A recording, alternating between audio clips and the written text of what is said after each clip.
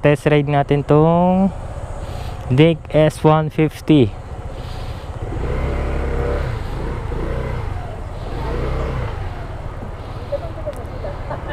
Yeah.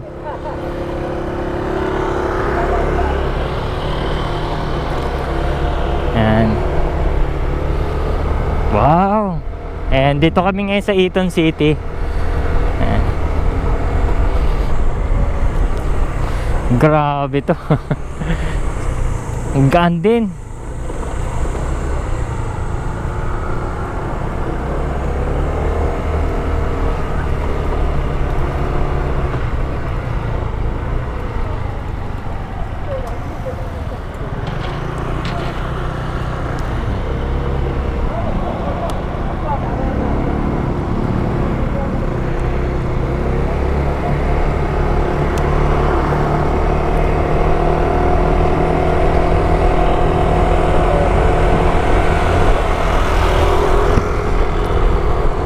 Test ride natin itong bagong Dink S150 ng Kymco Motorcycle.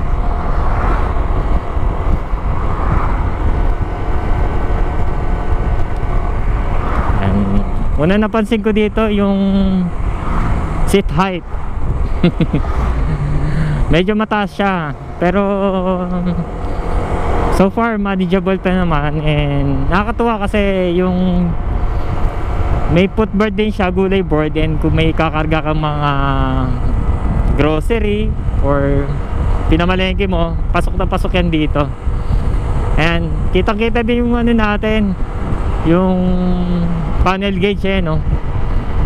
Bababa mo na lang yung mata mo, kita mo na yung speedometer, yung voltahe ng motor, battery, at yung oras, and speedometer, voltage ng battery, and yung oras.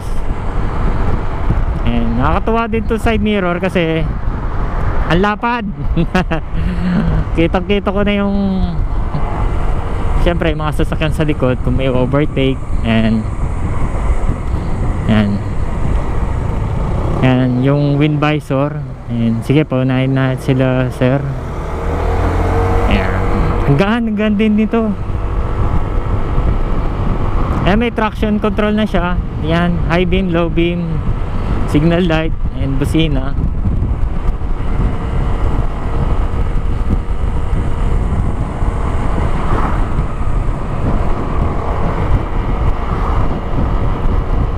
Ayun natin si sir.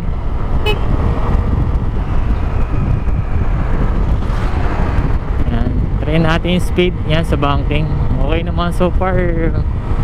Sarap dalhin, ang gaan. Andito tayo sa Greenfield City, Santa Rosa.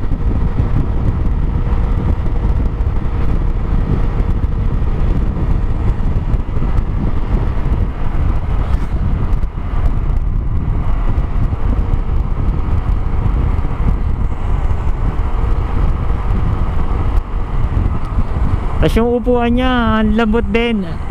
Sarap sa puwet. Hindi ka mangangalay pag mga long drive dito. Nakakatawa yung manibela. Pag mga ganitong maxi scoot ka, konting liko mo lang oh. Parang effortless talaga pag mga ganitong kalaking motor. Nasanay kasi tayo sa sa mga maliliit na motor. Ayan.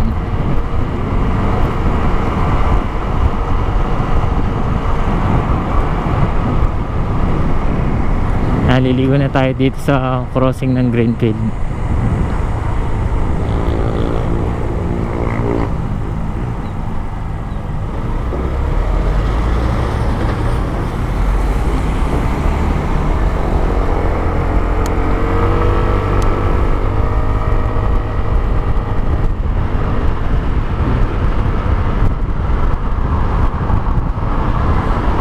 Sarap, grabe.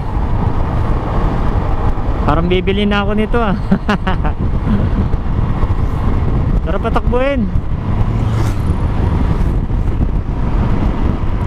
Napaka smooth, magaan siya. Iba talaga pag nasanay ka sa maliit na motor, tas gageto ka mga 150cc. Iba yung pakiramdam eh, para mas na may excite ka na uy, masarap patakbuhin eh. Mga next motor na talaga natin mga 150cc na pataas. Ayan, solid to. Ayan, babalik na tayo sa sa Archway Motorcycle Santa Rosa. Ayan, nagpalit kasi kami ni Sir Red Dragon. Ang dala ko kanina eh yung $150. Solid din naman. And eto, nasa likod natin sila. And pinademo lang ulit sa atin kung paano i-start saka yung motor. Eh, nandibago kasi kami kanina. Hindi namin mapastart, pero okay na ngayon. Ganun talaga pagka medyo na na-incendie sa motor.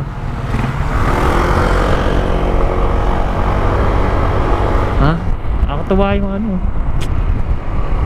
although wala siyang masyadong yung told na may pero pwede ma-extend yung paa mo pa, ganyan. Hindi naman siguro bawal, apaka mo yung harapan. Pero so far eto, nakakatawa, may gulay board na. Kasi ilan lang yung may 150cc patas na may gulay board na katulad nito, na pwede mong lagyan pa ng gamit. Solid.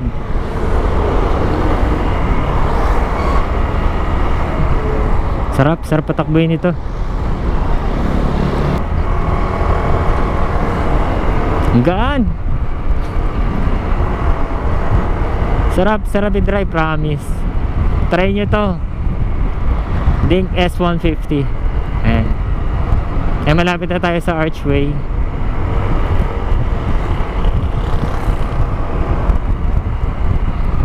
Tuwa yung side mirror din, ang laki din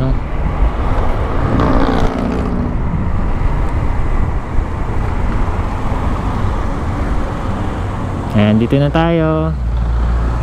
Park na natin.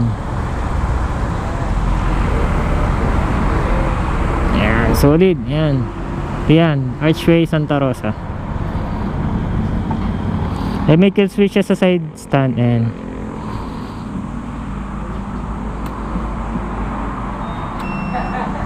Solid. Red Dragon.